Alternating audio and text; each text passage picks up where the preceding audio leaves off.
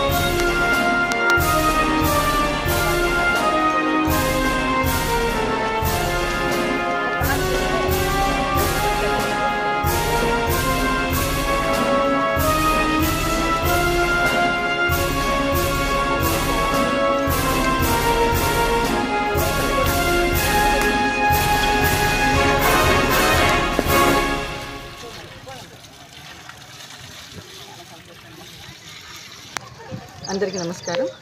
నంది పైపులు SPY agro సంయుక్తంగా నిర్వహిస్తున్న ఈ వన మహోత్సవానికి అందరికీ స్వాగతం.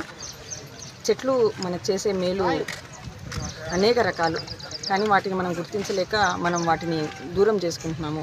చిన్న చిన్న కారణాల చేత చెట్లను పెంచడానికి టైం కేటాయించలేకపోవటము, చెట్లు మనకు అడ్డమవుతున్నాయని చెప్పి వాటిని నరికేయటం వల్ల మనం అనేక ఇబ్బందులకు గురవుతున్నాము.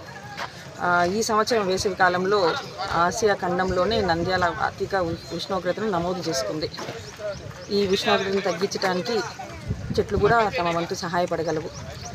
ఈసారి ఎండాకాలంలో అంత వేడి ఉండకుండా ఉండాలంటే మనందరము తలా ఒకరు మన వీధిలో కానీ మన ఇంట్లో కానీ మన చుట్టుపక్కల చెట్లు నాటి వాటిని రక్షించడానికి ప్రయత్నం చేద్దాము.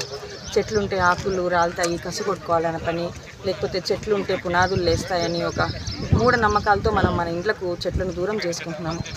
చెట్లు ముఖ్యంగా వేప చెట్టు, కానిగ చెట్టు లాంటివి గాలిలో ఉన్నటువంటి అనేక క్రిములను నివారించి మన ఊపిరితిత్తు సమస్యలు రాకుండా అలర్జీలకు, గాలి వల్ల వచ్చే అలర్జీలకు మనకు దూరం చేయడానికి సహాయం చేస్తాయి. అవి మనకు చాలా ఉపయోగపడతాయి. ఈ మధ్య జపాన్ కంట్రీలో, దేశంలో చెట్లను అనారోగ్యం వస్తే చెట్లను కౌగలించుకోవటం, చెట్ల దగ్గర కూర్చొని ప్రార్థించటం, చెట్లతో సమయం కేటాయించడం వల్ల అనారోగ్య సమస్యలకి దూరం అవుతాయని వాళ్ళ యొక్క శాస్త్రాలు, వాళ్ళ యొక్క ఎక్స్పెరిమెంట్స్ నిరూపణ చేస్తున్నాయి. ప్రతి ఇంటికి ఒక చెట్టు తప్పనిసరి. ఇంటిలో స్థలం లేకపోతే కనీసం మన వీధిలో అయినా 2-3 చెట్లు నాటుదాము. ఇప్పుడు గమనించండి మన వీధి ఎలా ఉందో. ఒక 2-3 చెట్లు నాటిన తర్వాత ఆ వీధికి ఎంత అందం వస్తుందో మీరే గమనించండి. చెట్టు ఎదిగే కొద్దీ పచ్చదనం పెరుగుతాయి, పక్షులు వస్తాయి, నీడను వస్తుంది, ఆహ్లాదంగా తయారవుతుంది. కాబట్టి శ్రమ అనుకోకుండా ఈ వర్షాకాలంలో మనందరం కూడా మన వంతుగా ఈ భూగ్రహం కోసం, పర్యావరణ కోసం, మన పిల్లల భవిష్యత్తు కోసం చెట్లు నాటి వాటిని పరిరక్షిద్దాం. అందరూ ఈ వన మహోత్సవంలో తమ వంతు సహాయాన్ని చేస్తారని చెప్పి ముగిస్తాం.